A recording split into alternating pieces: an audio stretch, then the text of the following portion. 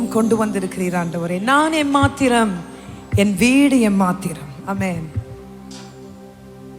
எத்தனை பேரால் அப்படி சொல்ல முடியும்? நம்ம என்ன அவ்வளோ நல்லது பண்ணிட்டோம், நம்ம என்ன அவ்வளோ உண்மையா இருந்துட்டோமா ஆண்டவருக்காக? கர்த்தர் நம்ம இதுவரையிலும் நடத்திருக்கிறாரே, நினைத்திருக்கிறாரே, உன்னையும் உன் பிள்ளைகளையும் குடும்பத்தையும். How much have we to be so grateful to the King of Kings and the Lord of Lords. நம்மை வந்த வண்ணமாகவே அழைக்கிற தேவனாக இருக்கிறார். நீங்க வந்திருக்கிற அப்படியே வந்த வண்ணமாய் உங்களை அவர் ஏற்றுக்கொள்ள வல்லவராக இருக்கிறார். மனுஷன் ஒருவேளை உங்களை உதறி தள்ளி இருக்கலாம், மறந்திருக்கலாம், இல்லை உங்களை வெட்கப்படுத்தி இருக்கலாம், தள்ளி வச்சிருக்கலாம். நம்ம ஆண்டவருடைய சமூகத்தை தேடி வந்திருக்கிற யாவரையும் வெட்கப்படுத்தாத தேவன் அவர். நீ வந்திருக்கிற வண்ணமாகவே உன்னை அவர் அழைக்கிற தேவனாக இருக்கிறார். அனைத்து முத்தம் செய்கிற தேவனாக இருக்கிறார். இதுவரையிலும் கொண்டு வர நான் எம்மாத்திரம், என் வீடு எம்மாத்திரம். கர்த்தர் இப்பொழுதும் உங்களை நிக்க வச்சிருக்காருன்னா ஒரு நோக்கத்தோட. Don't ask the question that why am I existing? There's a reason. The plan and purposes of God is so strong for you in your life. வாழ்க்கையின் நோக்கம், திட்டம், அவர் வைத்திருக்கிற திட்டம் பெரிதாக இருக்கிறபடியால் தான் இந்த இடத்துல நீங்க இப்பொழுதும் இருக்கிறீங்க. ஆமென். கரங்களை நன்காக தட்டலாமா? உன்னதமானவரே, மறைவில் என்னை வைத்தீரே, இதுவரை என்னை கொண்டு வர நான் எம்மாத்திரம். Put your hands together with a thankful heart, with a grateful heart. Let's lift his name.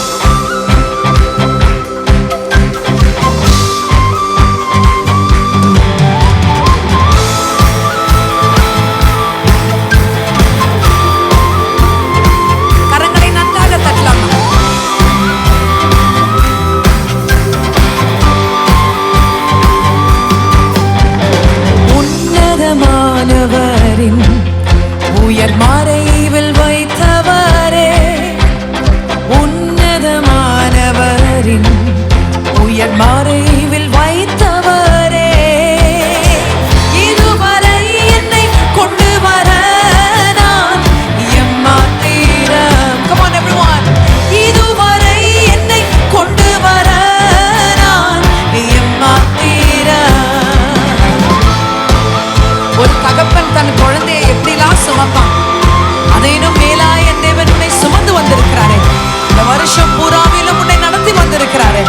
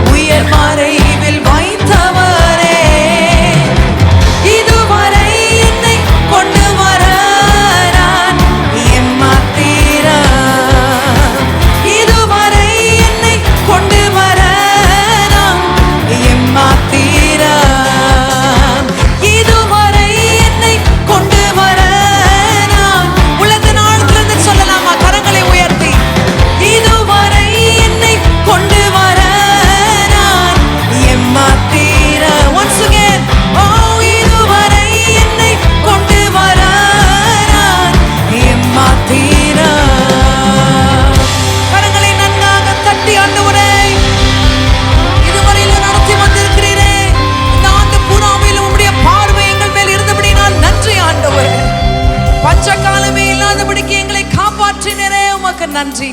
கரங்களெல்லாம் உயர்த்தினபடியே. Hallelujah.